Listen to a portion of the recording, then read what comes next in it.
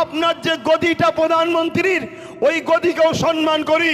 তার মানে এটা নয় আপনি ইসলামের বিরুদ্ধে, মসজিদের বিরুদ্ধে, কোরআনের বিরুদ্ধে, ইসলামের বিরুদ্ধে কোন রকম ক্ষমতার জন্য আইন তৈরি করবেন।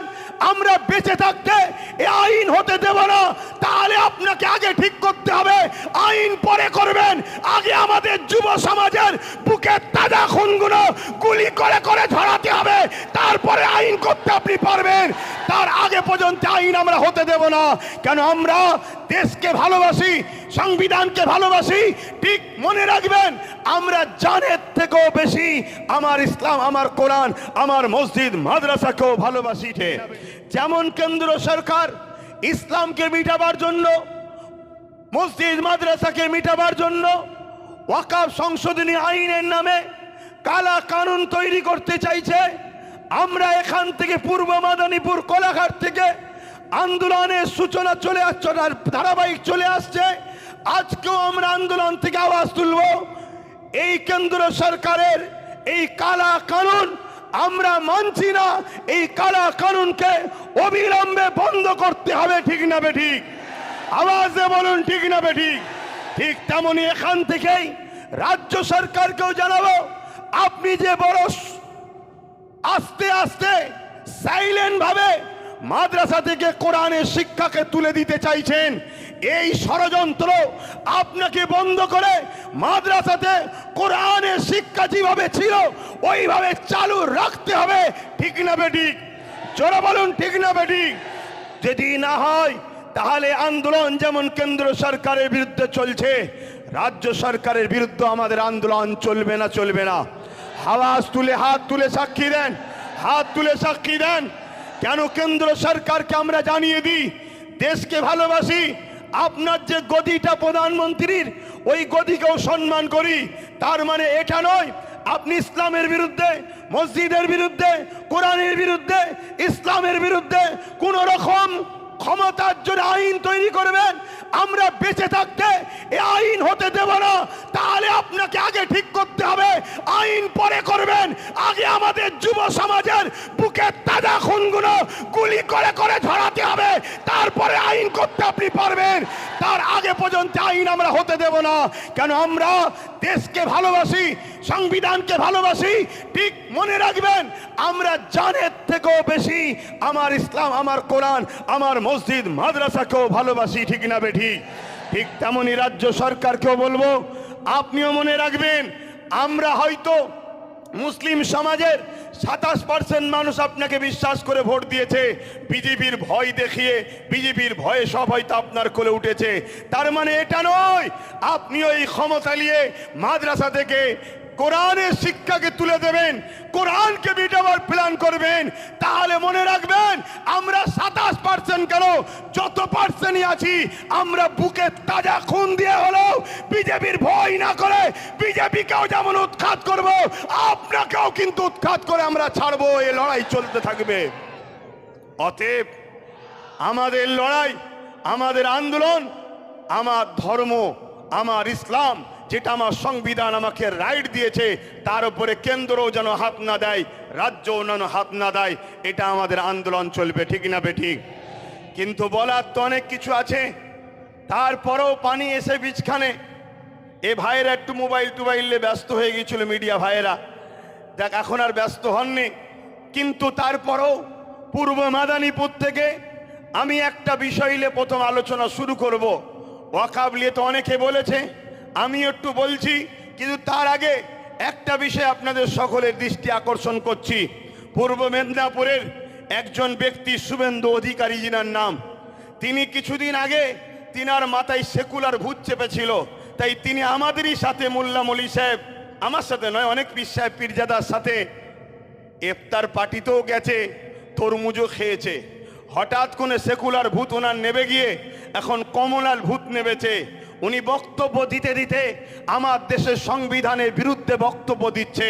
তাই এখান থেকে আওয়াজ তুলব, শুভেন্দু অধিকারী বাবুকে, আপনি রাজনীতি করছেন, রাজনীতি করুন, ধর্মীয় ধর্ম খেলা করবেন না।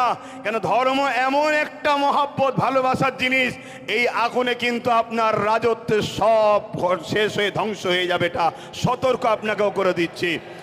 তিনি এই পূর্ব মেদিনীপুরের বক্তব্য দিতে দিতে বলেছে যে পশ্চিম বাংলায় হিন্দু সরকার করব, হিন্দু সরকার করব। আমি শুভেন্দু বাবুকে জানতে চাই, হিন্দু ভাই বোন বাবা মাদেরকে এতটাই মূর্খ মনে করেন? ৭৭ বছর সে স্বাধীন হয়েছে, সেইখান থেকে আজ পর্যন্ত পশ্চিম বাংলায় যত মুখ্যমন্ত্রী হয়েছে সবাই হিন্দু মুখ্যমন্ত্রী ছিলেন, মুসলমান কেউ হয়নি। কিন্তু আজকে আপনি রাজ্য সরকারকে কি সরকার বোঝাতে চাইছেন? মুসলিম সরকার। আমাদের চোখকে ঘোরাতে চাইছেন, আমাদের মাইন্ডকে ডাইভার্ট করতে চাইছেন। আপনারা দুজন সেটিং করে একসাথে বসে চা খেচ্ছেন, তার বেলায় সমস্যা নাই, অথচ বাইরে বেরিয়ে হিন্দু মুসলমান করে আমার বাংলা সম্প্রীতিকে নষ্ট করতে চাইছেন। আপনি কিন্তু এই আগুন লে খেলা করছেন, আগুন লে খেলা করা বন্ধ করুন। আপনি বলছেন হিন্দু সরকার করতে হবে। আমি জানতে চাই, বাংলায় কি হিন্দু সরকার নাই? হিন্দু সরকার তো রয়েছে। মমতা ব্যানার্জির ধর্মীয় পরিচয়, তিনি হিন্দু। বিভাজনে আমি যাচ্ছি না, সত্যটা বলছি।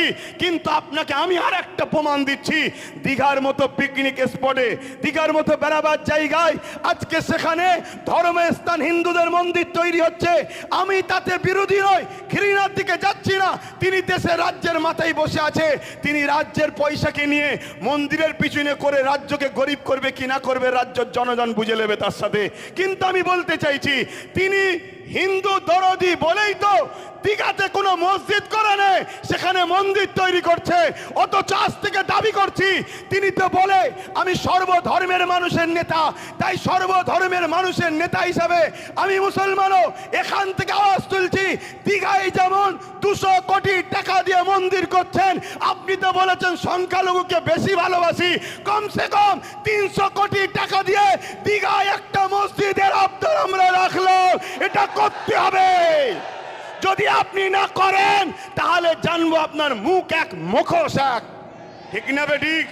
আর এখানেও বলে যাচ্ছি, বলতে পারে 26 পার হলে দেখব। আমি বলবো 26-এর আগে জায়গা কিনে, জায়গার যে আছে অ্যালাইনমেন্ট করে, শিলান্যাস করে ভিত শুরু করেন, না হয় জানবো। আপনারা দুজন, শুভেন্দু অধিকারী আর রাজ্যের সিএম সেটিংয়ে আছে। তুই আমায় গালি দিবি, আমি তোকে গালি দেবো। তুই এক অংশ ভাগ নিবি, আমি মোল্লা গুণের সব বোকা বানিয়ে নিয়ে নেবো। এই নাটক কিন্তু বাংলার মানুষ ধরতে পাচ্ছে। তাই বলবো, এই জায়গা থেকেও আমাদের আন্দোলনের আওয়াজ আমরা রাজ্য সরকারের কাছে দীঘাতে একটা কমসে কম 300 কোটি টাকার একটা মসজিদের আবদার রাখছি। কি করতে হবে না হবে না? আর শুধু মুসলমানদের নয়, বাকি ধর্মের মানুষগুলো কি দীঘায় যায় না? তাহলে তাদের কি হবে? তাদের জন্য ভাবতে হবে। তবে জানবো আপনি সবার জন্য ভাবছেন, সবার মুখ্যমন্ত্রী। কে এতে একমত তো নাকি? হাত তুলে বলুন, একমত তো নাকি? একমত তো নাকি? একমত তো নাকি? এটা আমাদের অধিকার, দাবি আছে। কিন্তু আজ শুভেন্দু বাবু তিনি বারবার মানুষের চোখকে, আইকে অস করছে, এমনভাবে বিভাজন তৈরি করতে চাইছে যেন রাজ্যের সিএম মুসলমানদের, উনি অন্য কোনো একটা সরকার তৈরি করতে চাইছে। আরে আপনাদের কি সেটিং, এটা সবাই বুঝতে পেরে গেছে। তো যাক, আমি আবার ফিরে আসছি। এখানে আর একটা কথা বলি, আজকে বাংলায় নাকি জঙ্গিদের সরকার চলছে, বলছে না বলেনি? আচ্ছা, একটা রাজ্যে জঙ্গি সরকার, তার সাপোর্টারের সরকার রয়েছে, এরকম কথা যদি কেউ বলে তাকে অবিলম্বে অ্যারেস্টের দরকার আছে না নাই? শুভেন্দু অধিকারীর সঙ্গে মমতা ব্যানার্জির বন্ধুত্ব না ঝগড়া এখানেই প্রমাণ হবে। যদি অ্যারেস্ট করে জানবো সত্যিই ঝগড়া, অ্যারেস্ট যদি না করে জানবো সব তলায় তলায় মিল আছে। এই কথা একমত তো নাকি?